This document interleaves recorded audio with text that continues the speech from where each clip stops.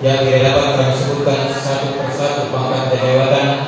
Kami sebut saja kaum muslimin dan muslimat yang sama-sama dimuliakan oleh Allah Subhanahu wa taala.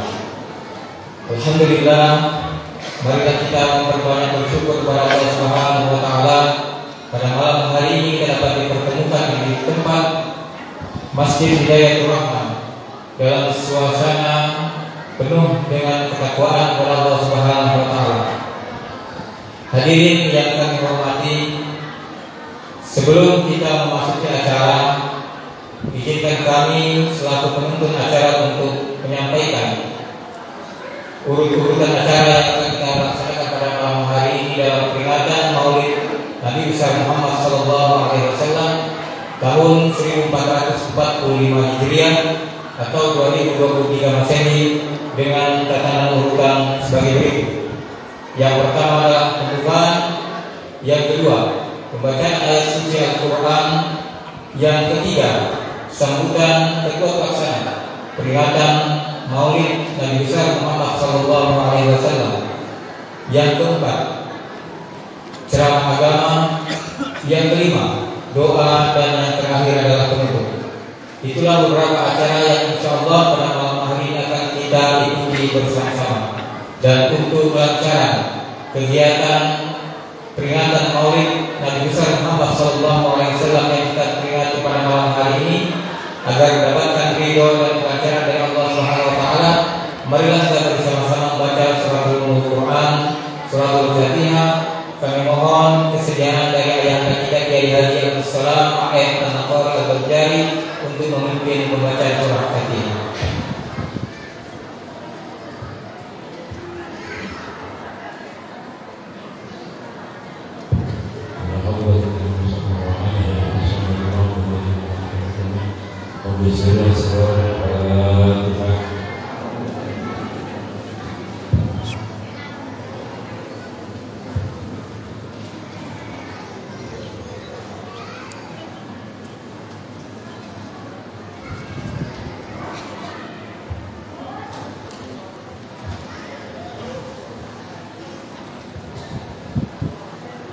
Hadirin yang kami hormati, acara selanjutnya pembacaan ayat suci Al-Quran yang akan dilantunkan oleh saudara kita, saudara Wardi.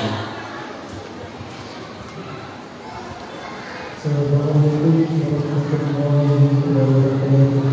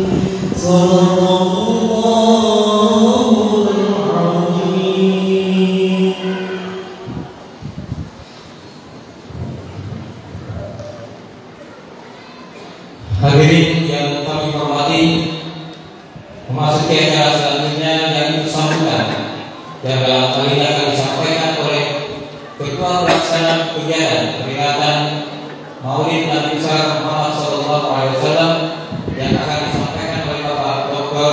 Siddiq Yusuf. Kepada beliau dengan segala hormat dipersilakan.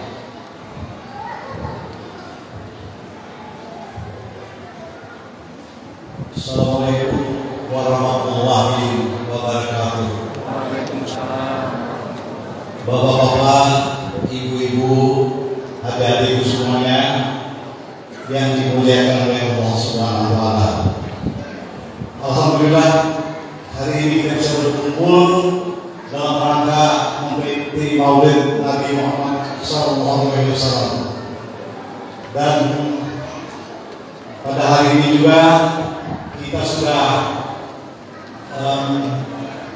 kedatangan Bapak Kiai Haji Abdul Salam Al-Bajari.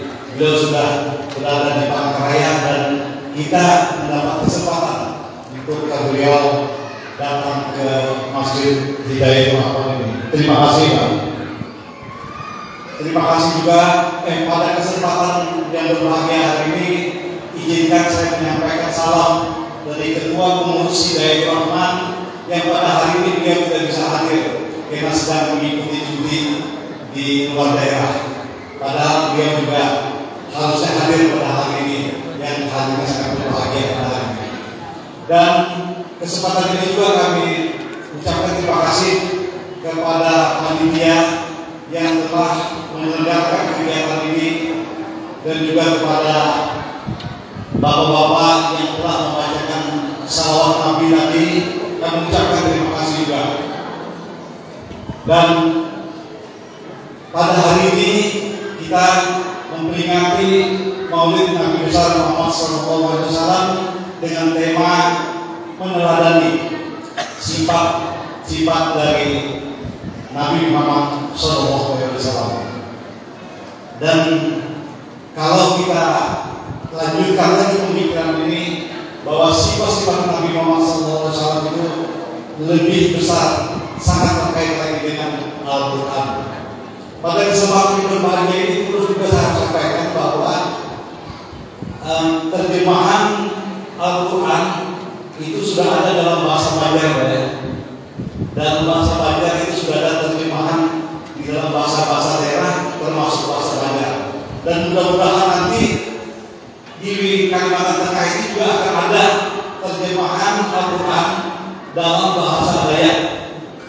khususnya dari Ngayung mungkin gitu ya. Nah itu maksudnya itu adalah supaya Al-Quran itu mendekatkan diri kepada umatnya. Saya kira itu yang dapat saya sampaikan. Terima kasih. Assalamualaikum warahmatullahi wabarakatuh.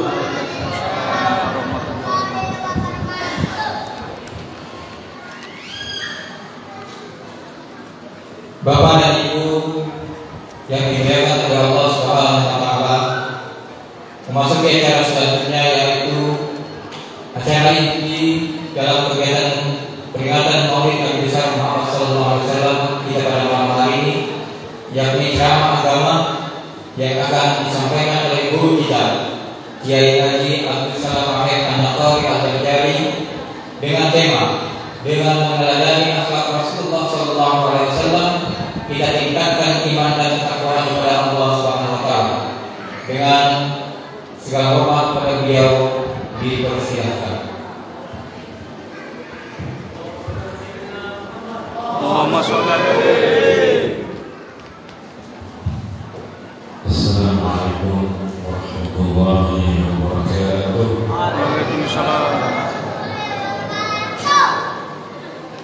Alhamdulillah, alhamdulillahilladzi syarafana bi maulidin nabi sallallahu alaihi wasallam. Asyhadu an la ilaha illallah wa la syarika lahu wa asyhadu anna sayyidana Muhammadan abduhu wa rasuluh alladzi arsalahu rahmatan lil alamin wa basyiran wa nadhira. Allahumma shalli wa sallim wa barik ala sayyidina wa maulana Muhammad wa ala alihi wa ashabihi wa ikhwatihi wa qurratihi wa dhurriyyatihi ajma'in. Amma ba'du. Yang Allah muliakan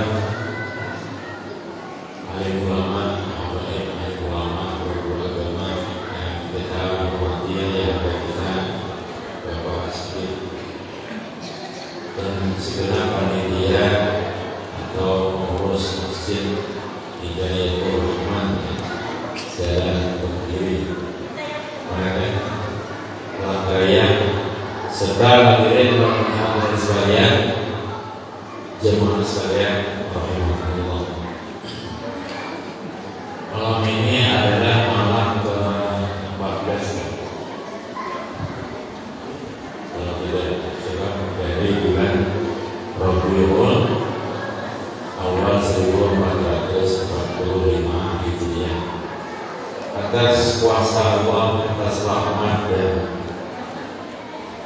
nikmat dari Allah, kita bertemu berkumpul pada kesempatan yang mulia ini, pada tempat yang mulia ini, ke bulan mulia ini, dalam rangka memperingati kelahiran Nabi Sallallahu Alaihi Wasallam.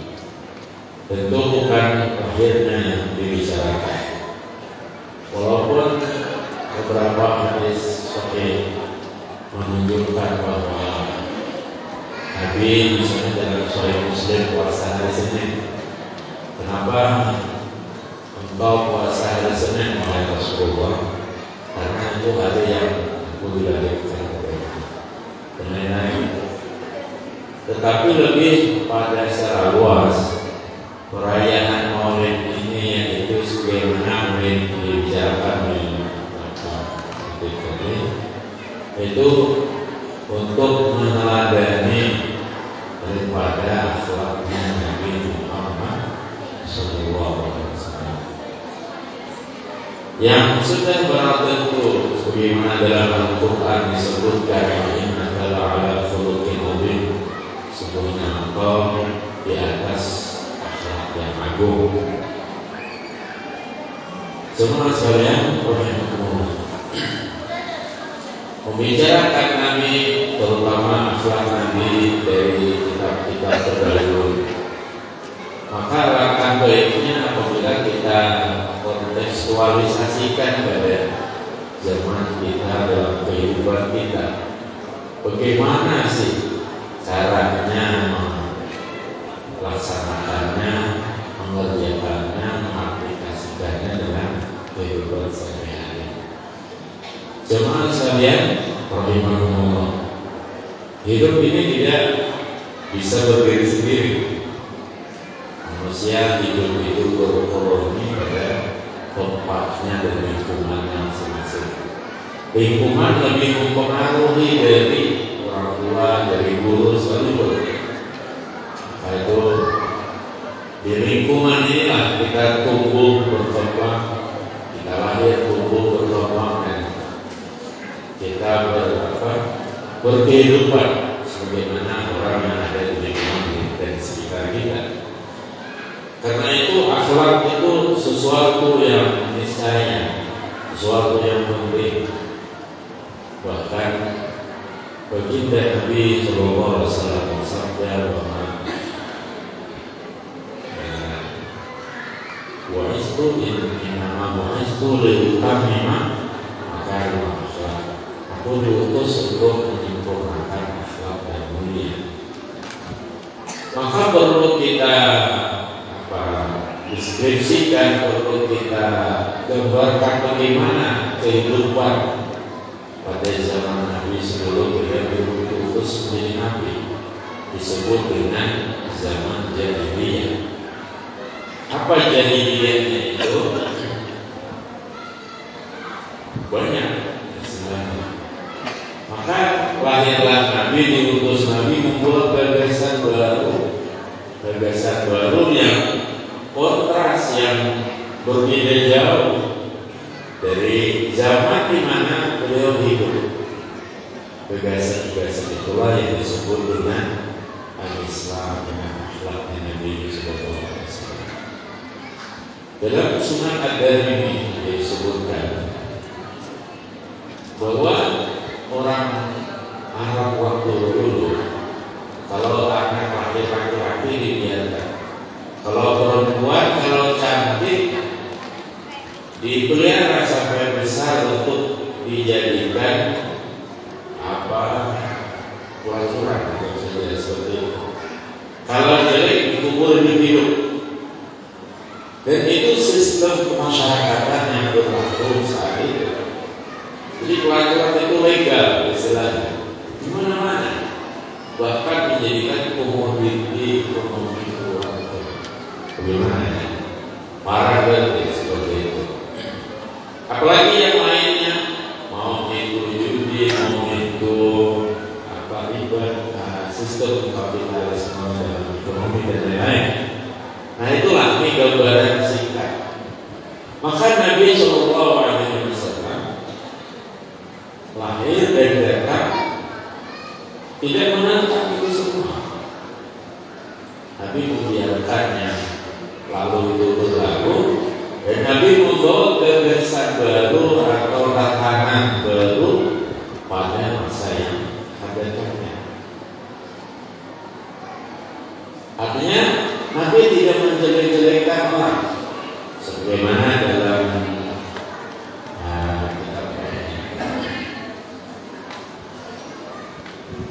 suatu kitab ada seorang pelacur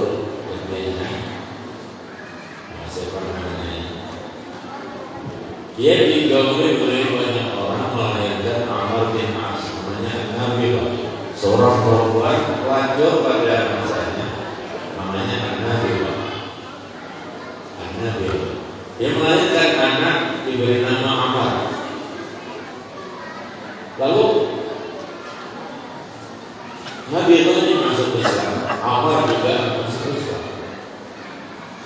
Apakah Nabi mengungkit masa lalunya? Tidak. Anak zina atau apa tidak. Nabi tidak mengungkit. Lalu apa yang terjadi?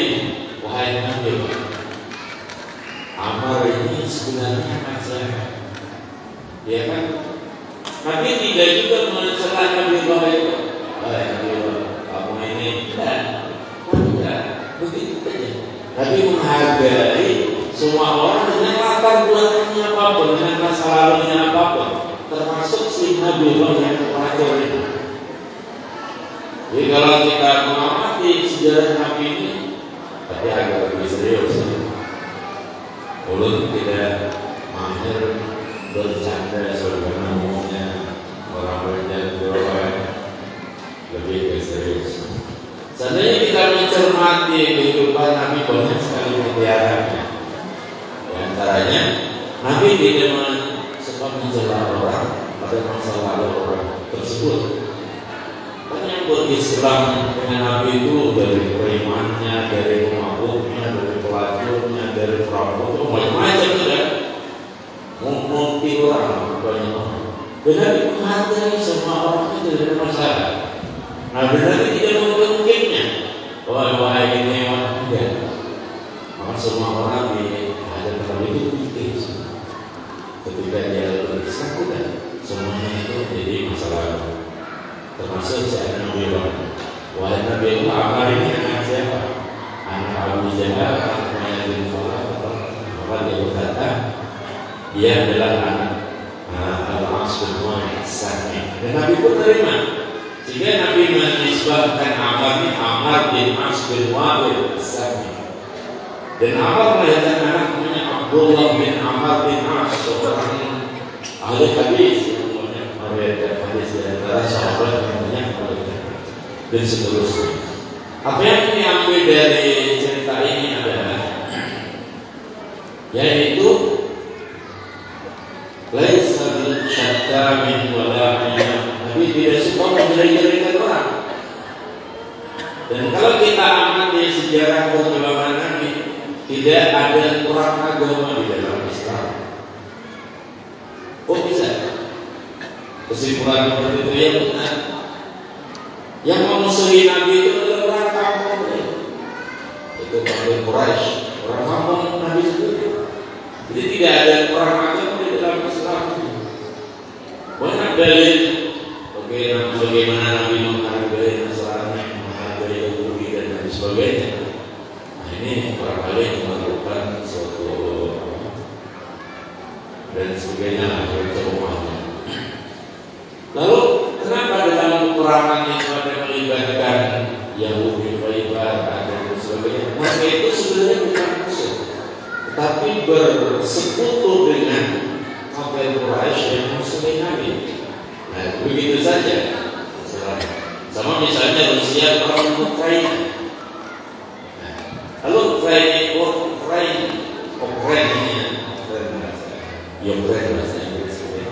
dibilang oleh Amerika, ya Rusia tidak bermusuh dengan Amerika, ya kan? Rusia bermusuh dengan Ukraina ini. Nah itu Ukraina siapa? Ukraina siapa? Dia bagian dari Rusia juga dulu, benar? Pecahan dari Uni Soviet juga dulu, dan seterusnya. Maka inilah peperangan yang ada di zaman Rasulullah itu yang diperangi dan yang memerangi Nabi itu adalah orang kampung Nabi itu. Kenapa mereka musuhi Nabi? Tidak terima dengan gagasan yang dibawa oleh Nabi Muhammad, rasa termalukan, apa begitu dan sebagainya. Ya. Nabi membuat gagasan, misalnya nikah, ya. Kemudian transaksi tanpa riba. Nabi mengharamkan diri, mensyariatkan nikah dan lain sebagainya, istilahnya. Nah, seperti sekalian kalau bukan hal ini sebenarnya yang ingin disampaikan pada kesempatan ini, tapi ada hal lain.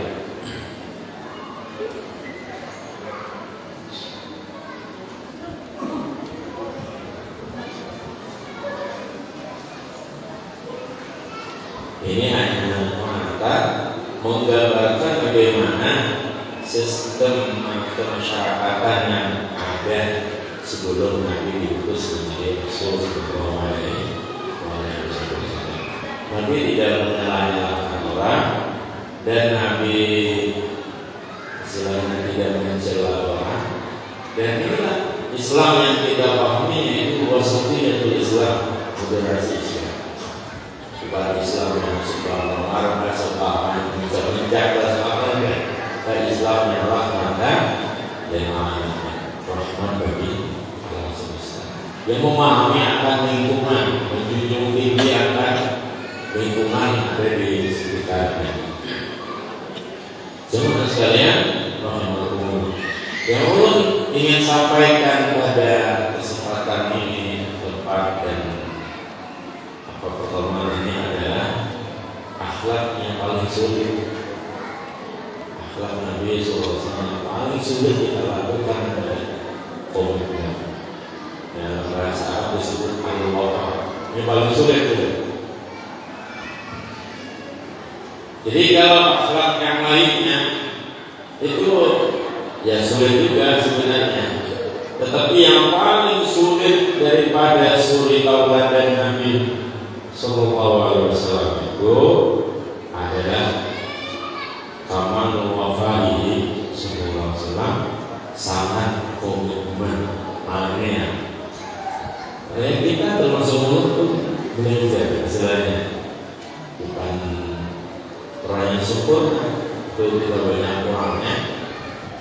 Kita bisa bercerita apapun, ya, tentang Nabi, pemurahnya, sifat fisik Nabi sudah tahu belum? Wajah Nabi tidak nampak ininya, tulang pelukisnya. Wajah Nabi berisi dan beliau tinggi. Setiap duduk dengan siapa saja pasti Nabi lebih tinggi dari mereka. Wajah Nabi berisi, tentu bukan wajah seperti ini ya. Ini tidak ada tulang pelukisnya. Kemudian meninggi pada hidung Nabi dari atas, kemudian mancung lurus dan lubang hidung Nabi sempit. Kalau kita kan lubang hidung kita melar, itu lebih dari. Soalnya kita bukan merasa itu. Kalau dia mengaku aku Muhammad misalnya, biar dulu gimana. Dari Nabi luas, kulit Nabi putih ke merah. Mulut Nabi luas, kemudian gigi Nabi berjejer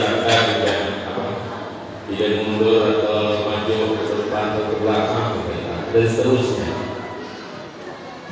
Tidak seperti barangkali yang kita bayangkan, alis Nabi tipis, memanjang, melingkar dan tidak menyatu, justru malah bulu mata Nabi yang tebal. Ini jelas tentang sifat fisik atau sifat wajah Rasulullah SAW. Mudah-mudahan kita semua bermimpi Nabi Muhammad SAW. Rambut Nabi bulat-bulat dan beliau suka minyak rambut. Minyak rambut yang ada pada beliau itu sunnah Nabi, dan sungguh Nabi lebat tapi teratur. Kemudian sya'ru baina qimati wal waqf, rambut Nabi antara ini kuping dan bahu. Jadi hampir antaranya hampir minggu bahu. Rambut Nabi panjang.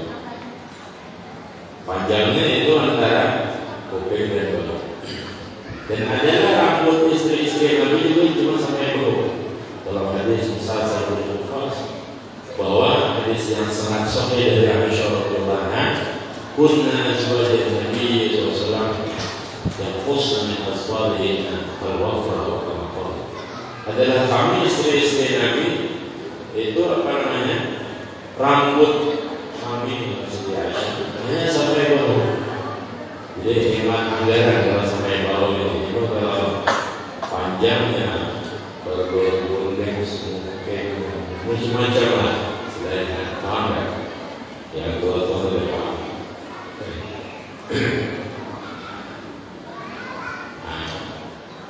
Kalau kita kan membanggakan rambut panjang, mungkin mereka waktu berjalan mungkin, tapi karena kan ini azwajan Nabi, sudah kawin dengan Nabi, maka rambut perempuan itu pendek sampai bahu. Tadi kita gambarkan sekilas bagaimana wajah Nabi, opal itu artinya bulat, manja, bukan bundar yang leger, manja, indah rambutnya. dan di depan Nabi berkilau, dan seterusnya banyak. Nah, kita berbicara sesuatu yang sulit, makanya topik itu barangkali tidak menarik. Kita coba belajar, yaitu komitmennya Nabi Sallallahu Alaihi Wasallam.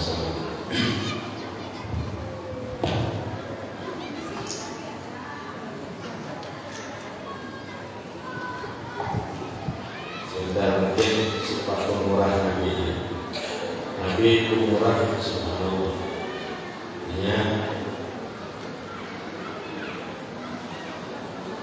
Ada Nabi mengundang 20 orang Bahrain datang, mereka nyantri kepada Nabi 10 hari berbekalan habis, maka masing-masing Nabi beri hadiah.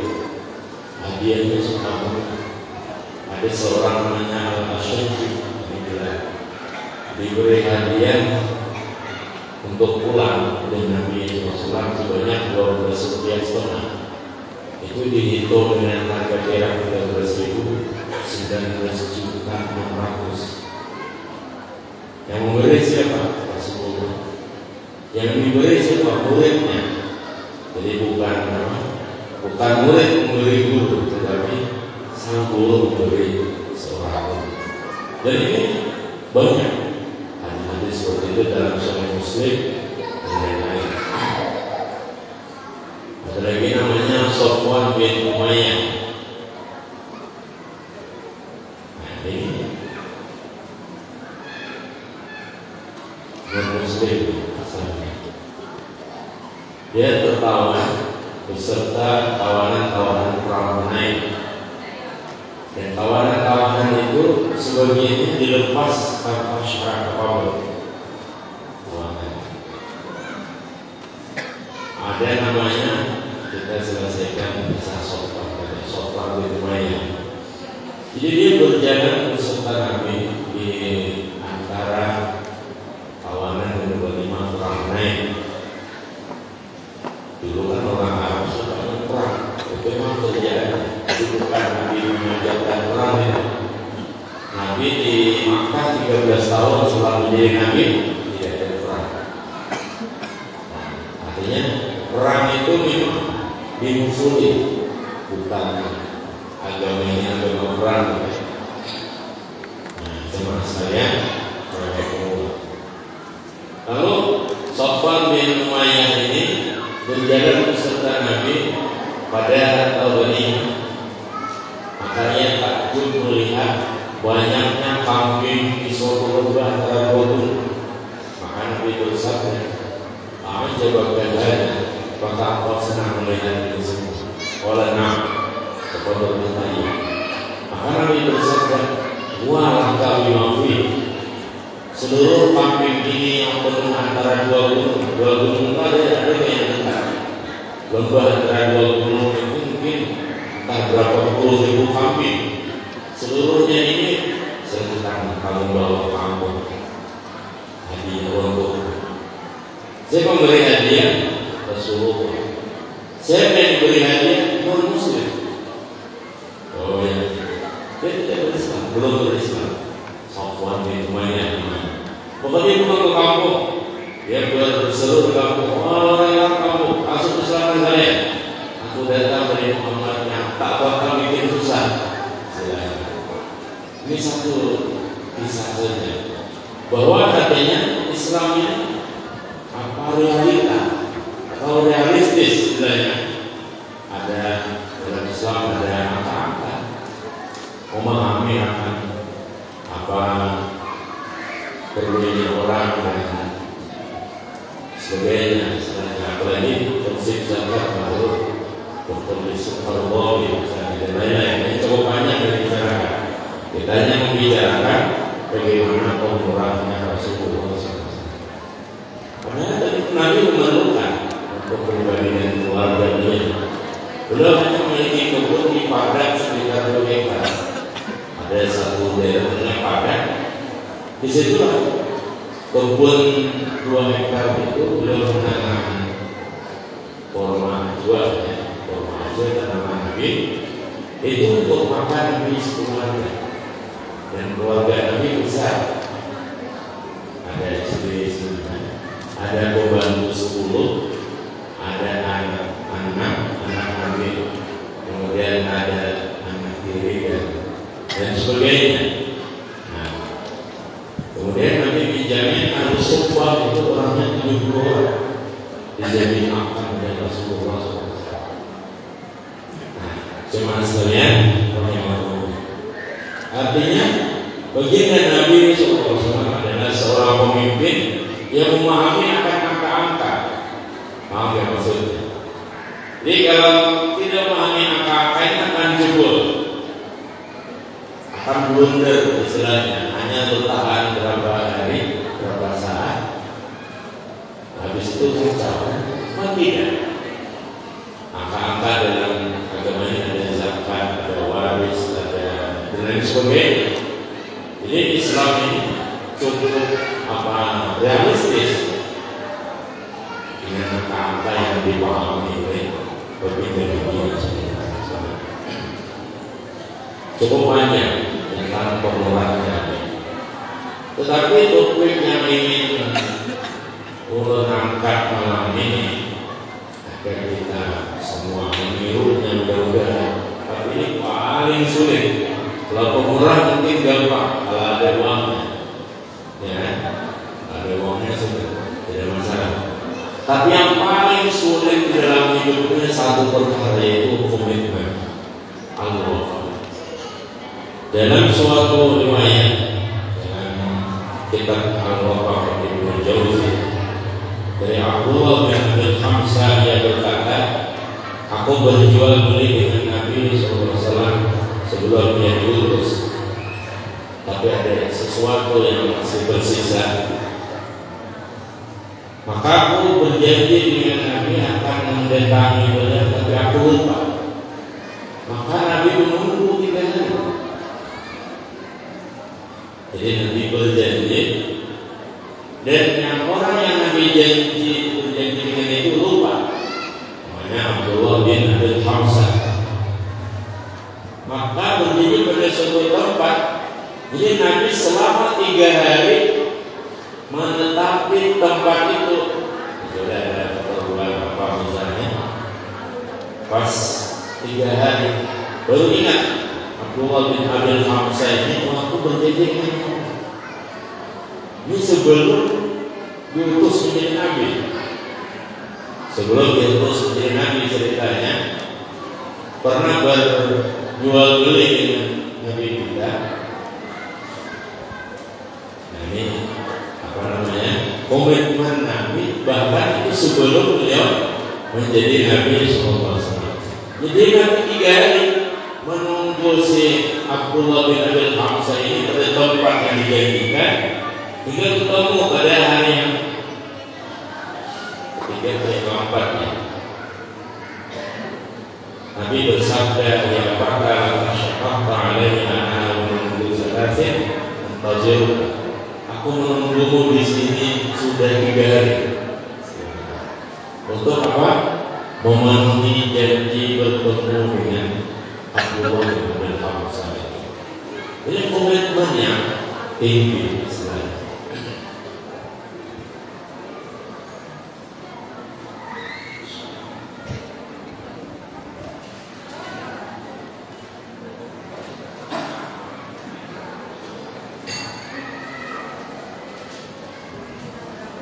Juga adalah setianya Nabi dengan Siti Khadijah selama usia perkawinan 25 tahun. Subhanallah, 25 tahun sampai wafatnya Siti Khadijah, bukan sesuatu yang mudah istilahnya.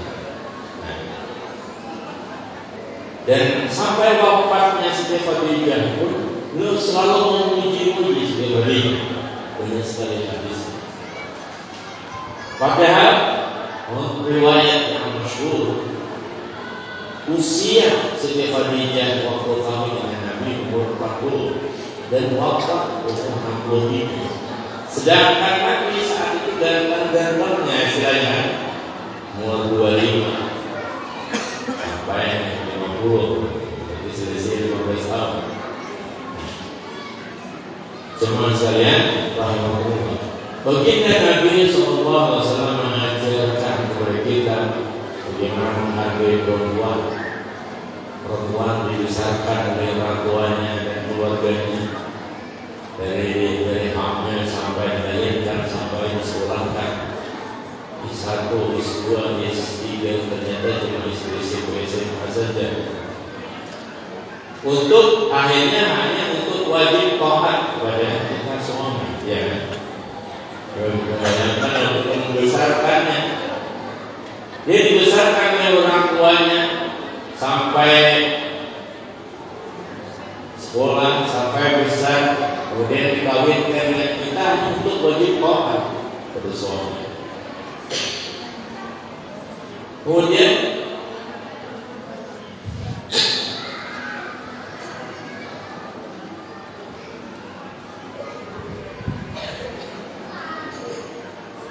bagi perempuan, suami kita itu juga dibesarkan oleh orang tuanya, diajari berusaha, dikuliahkan dan sebagainya, hanya untuk menjadi sandaran bagi kehidupan kita, melindungi kita dan sebagainya.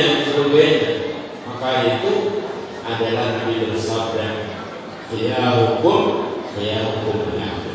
Sepaling baik kalian adalah sepaling baik bagi istri. Yang paling rumit dalam hidup kita komitmen, sulit sekali bagi diri kita dan bagi siapa saja. Yang paling sulit dicapai daripada akhlak Nabi Sallallahu Alaihi Wasallam adalah komitmen ini. Nah, kemudian diriwayatkan dalam Bukhari dan Sirah Ibnu Hisham tentang Sulhul Hudaybiyah. Ini komitmen yang sangat tinggi. Jadi perdamaian di Hudaybiyah, dan perdamaian Hudaybiyah disebut dengan diturunkan ayat Inna Fatahna Fathan Mubin. Surah Al-Fatah ini bukan waktu Makkah, bukan, tapi Sulhul Hudaybiyah. Al-Fatah ayat 1, sesungguhnya kami telah membukakan bagimu keterbukaan yang nyata. Itu turun ayat sebelum waktu Makkah. Maka yang dimaksud bukan penaklukan kota Makkah, tetapi Sulhul Hudaybiyah, yaitu harusnya 2 tahun sebelum waktu Makkah. Nah, maka apa yang terjadi pada Sulhul Hudaybiyah itu perdamaian antara Nabi dengan orang kaum muslim, yaitu kafir Quraisy. Apa isinya? Siapa daripada musyrikin ke Madinah, maka pihak Muhammad wajib mengembalikannya ke Makkah. Dan siapa dari orang Islam Madinah ada di Madinah ke Makkah, tidak wajib dikembalikan ke Madinah. Ini timpang, perdamaian yang timpang. Tapi disetujui oleh Nabi SAW karena Nabi mencintai perdamaian. Wasulul khair. Jadi perdamaian tetapi timpang. Kalau perdamaian tidak pernah timpang, tidak akan terjadi perdamaian. Benar kan? Kalau kita misalnya contoh suami istri, bahwa harus ada benang bakalannya, ada hakon tengah timpang, ada murut. Tapi kena keluar anak pulang, betul sih lainnya. Tapi masih bola anak pulang, masih bola itu sebenarnya adalah kemudian paham kepada Allah. Jadi orang kita boleh dulu cerai kan, keluar anak pulang, rupanya berada juga.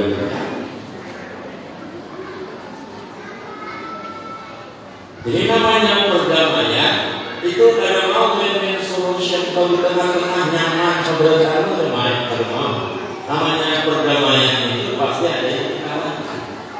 Tetapi bahayanya kan macam itu. Jadi jadilah kita orang yang kalahkan di dalam perdamaian. Itulah Rasulullah SAW dalam perdamaian Hudaybiyah. Beliau dikalahkan dalam item bunyi perdamaiannya, yaitu kalau musyrikin Makkah ke Madinah wajib dikembalikan ke Makkah. Kalau bukan orang musyrikin, siapapun dari orang Makkah ke Madinah berislam, maka wajib dikembalikan ke Makkah. Dan dikembalikan ke Makkah sakit, disiksa dia. Nah, tetapi kalau orang Madinah hendak ke Makkah tidak wajib dikembalikan, intinya timpang.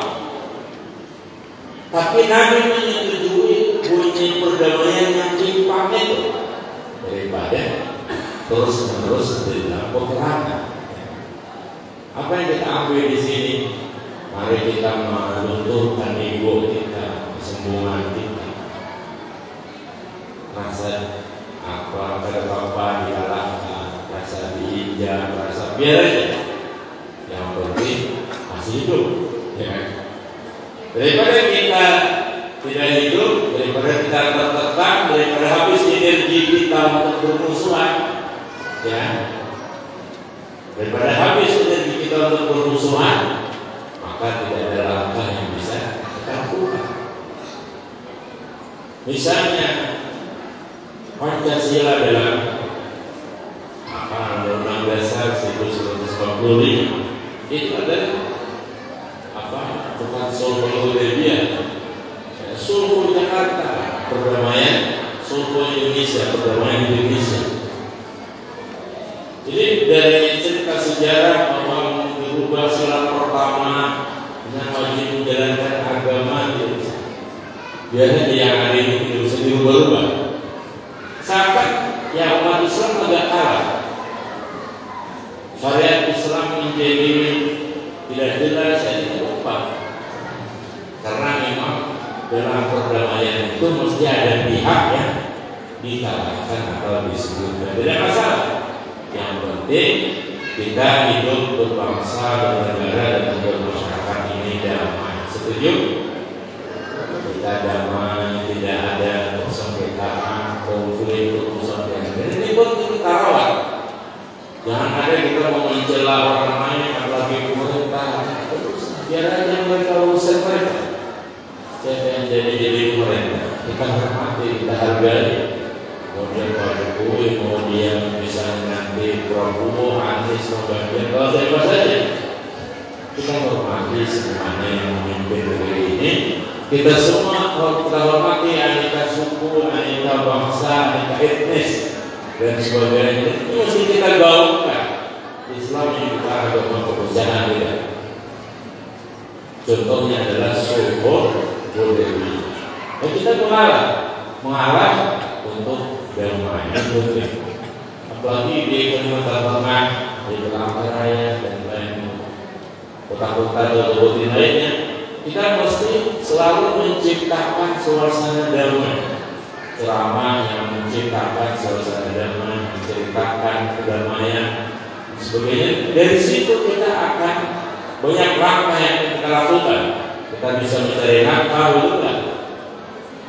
Kita bisa beribadah dengan tenang, betul kan? Kita bisa mengadakan acara maulid seperti ini. Terus pernah ke provinsi Papua di Kalimantan Selatan.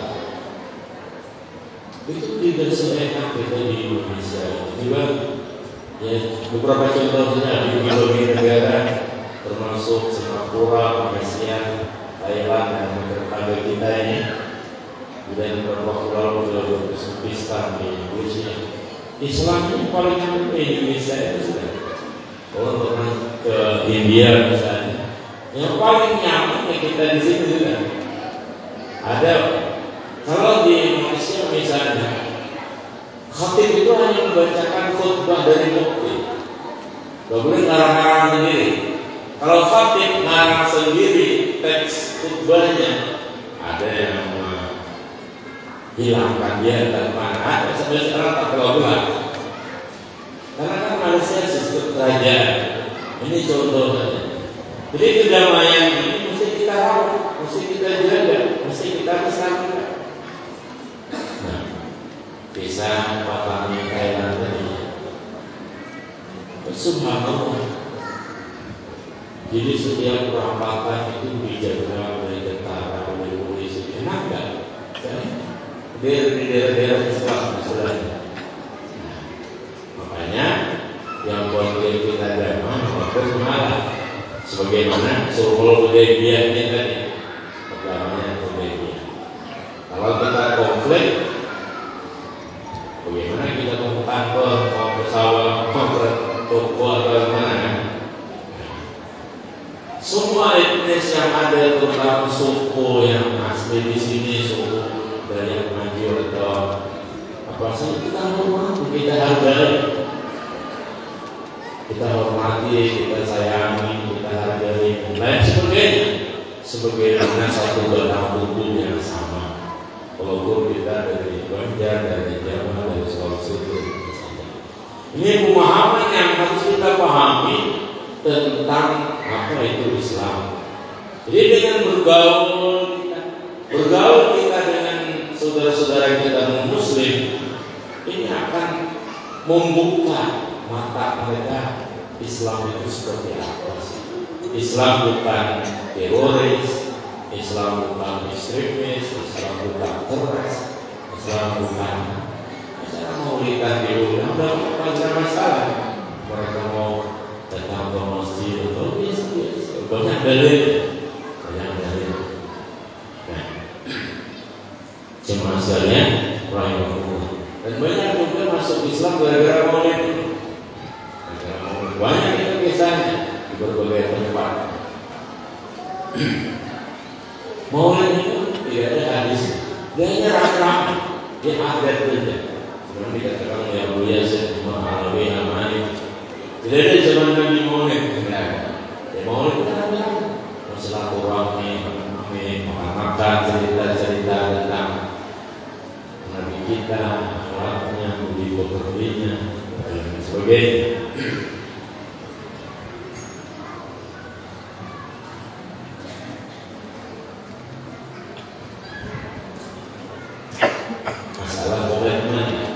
Dan itu bukan mudah mempertahankan Sulhul Hudaybiyah itu. Ada Abu Jandal namanya. Setelah Sulhul Hudaybiyah ini, setelah perdamaian di Hudaybiyah, Hudaybiyah itu satu tempat dekat Makkah. Nabi umrah sampai Hudaybiyah dicegah, tidak boleh masuk Makkah. Dan situasi masih panas. Ya sudah Nabi mengalah, Nabi pulang. Nah, penting bagaimana? Dengan isi perdamaian yang timpang tadi. Sudah perdamaian itu sulit mempertahankan komitmen itu bukan main, ya. Sulitnya mempertahankan komitmen itu bukan main. Kita komitmen kepada istri, wah itu sulit. Ya kalau berjanji kita harus mengukur janji itu bisa ditepati atau tidak. Jadi Abu Jandal pergi dari Makkah ke Madinah, minta perlindungan kepada Nabi Muhammad Rasulullah. Saya ini disakiti di Makkah, saya ini mesti minta perlindungan di Madinah. Dia tidak. Kami telah melakukan perjanjian dengan orang Makkah. Siapapun orang dari Makkah berislam ke Madinah, kami wajib memberikan. Kami mesti pulang ke Makkah. Karena komitmen Nabi menjaga umatnya. Akhirnya Abu Jandal terpaksa pulang, tapi tidak nyampe Makkah, di tengah-tengahnya. Kalau ke Makkah pun disakiti katanya.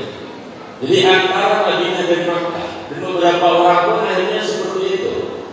Lalu berefek bahwa kafilah dagang Quraisy dari Makkah ke Madinah itu dicegat oleh kelompoknya Abu Jandal itu. Siapa Abu Jandal? Ya orang Makkah. Siapa musuh-musuh Nabi? Ya orang kampung Nabi. Kenapa mereka musuhi Nabi? Karena tidak terima dengan gagasan-gagasan yang dibawa oleh Nabi SAW, merubah sistem kemasyarakatan yang telah hancur. Nabi memerdekakan budak, melarang pelacuran, melarang perjudian, melarang riba dan sebagainya. Itu tidak disukai untuk bisnis. Benar kan? Karena orang Makkah banyak pebisnis. Orang pebisnis ini, misalnya seorang memiliki beberapa titik lokalisasi.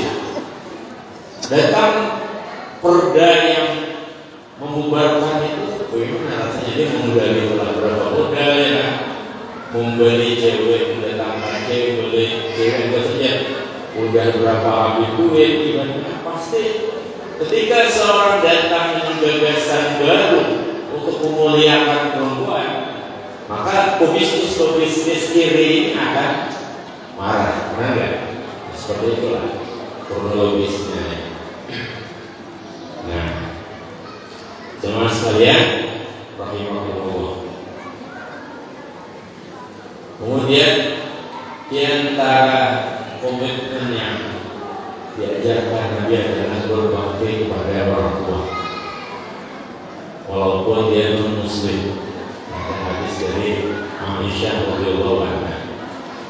Maka adalah dalam kitab Tazkirul Mustafa bahwa seorang anak datang ke rumah orang tuanya, duduk di atas kasur sedangkan orang tuanya di bawah. Tetapi dengan sebab itu orang tuanya tertawa dan dia tertawa dia, maka itu diafdal hidup jihad setahun penuh tanpa henti. Ini diantara hadis tentang berbakti kepada orang tua. Ada seorang minta izin kepada Nabi, wahai Nabi, saya minta izin ujian. Kata Nabi, masih ada orang tua? Kata dia menjawabnya. Maka Nabi bersabda, tapi maka jadi, minta izin kepada orang tua. Kemudian ada riwayat lagi, kamu berjihad saja pada orang tua, melihara orang tua maksudnya. Nah, cuma sekalian, rahimahullah. Maka itulah yang kita gambarkan tentang Rasulullah SAW, itu sifat fisik beliau, wajah beliau. Berasa kau bermimpi dengan sifat itu, maka adalah sebenarnya. Kalau berasa kau bermimpi Nabi tapi sifatnya tidak seperti itu, maka itu masih terbincang dari Nabi. Jadi bagaimana pelipis Nabi terbincang, bulu mata Nabi, alis Nabi, ilmu Nabi, dan sebagainya. Kemudian kita juga menceritakan sifat pemurah Nabi SAW. Kemudian kita juga menceritakan komitmen Nabi SAW dalam menegakkan janji. Akhirnya itu saja yang saya sampaikan dari kesempatan ini. Mudah-mudahan berfaedah, bermanfaat. Kita pulang dari tempat ini, hati kita senang. Kita mendengarkan beberapa daripada sifat Nabi. Mudah-mudahan kita bisa menirunya. Mudah-mudahan kita bermimpi Nabi SAW, bertemu Nabi dalam mimpi maupun dalam jaga. Demikian, Assalamualaikum warahmatullahi wabarakatuh.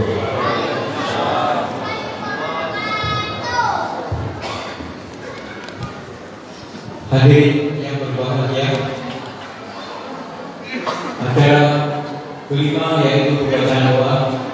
Kembali kami mohonkan kepada Yang Anda Kiai Haji Abdul Salam Al-Qarim Al-Banjari untuk memimpin doa. Bismillahirrahmanirrahim. Alhamdulillahirabbil alamin. Allahumma shalli wa sallim wa barik ala sayyidina Muhammad wa ala alihi wa sahbihi ajma'in. Rabbana hab lana min ladunka dhurriyyatan thayyibatan innaka samiul du'a. Rabbana hab lana min azwajina wa dhurriyyatina qurrata a'yun waj'alna lil muttaqina imama. Wa ala sayyidina Muhammad wa ala Sampai bihaqi Sayyidina Muhammad wa ala Sayyidina Muhammad. Aku salli aku baik pada Sayyidina Muhammad wa ala Sayyidina Muhammad. Wa tuqallifana bi akhlaqi Sayyidina Muhammad. Wa tajma' bainana wa bain habibina Muhammadin sallallahu alaihi wasallam. Wa tarfa'al hijab bainana wa bain habibina Muhammadin sallallahu alaihi wasallam. Bil awwali wal akhiri wal zahiri wal batini wal yakhir dunya akhirah. Innaka ala kulli syai'in qadir. Rabbana atina fid dunya hasanah wa fil akhirati hasanah wa qina adzabannar. Rabbana taqabbal minna innaka antas samiul alim. Wa tub 'alaina innaka antat tawwabur rahim.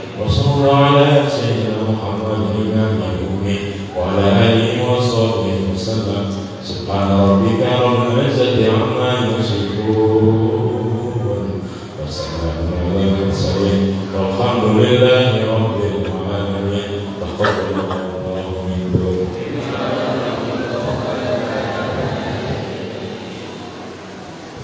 Bapak dan Ibu hadirin yang dimuliakan oleh Allah Subhanahu wa taala, dengan berakhirnya dua tadi maka berakhir pula kegiatan peringatan Maulid Nabi besar Muhammad SAW yang kita laksanakan pada malam hari ini. Sebelum kita tutup, kami atas nama panitia pelaksana memohon maaf yang setulus-tulusnya atas segala kekurangan dalam pelaksanaan. Mudah-mudahan doa kita malam hari ini agar selalu dijawab oleh Allah Subhanahu wa taala. Dan kami persilahkan kepada Bapak dan Ibu, jika ada yang menikmati jalan yang dilaksanakan oleh panitia, kami persilahkan.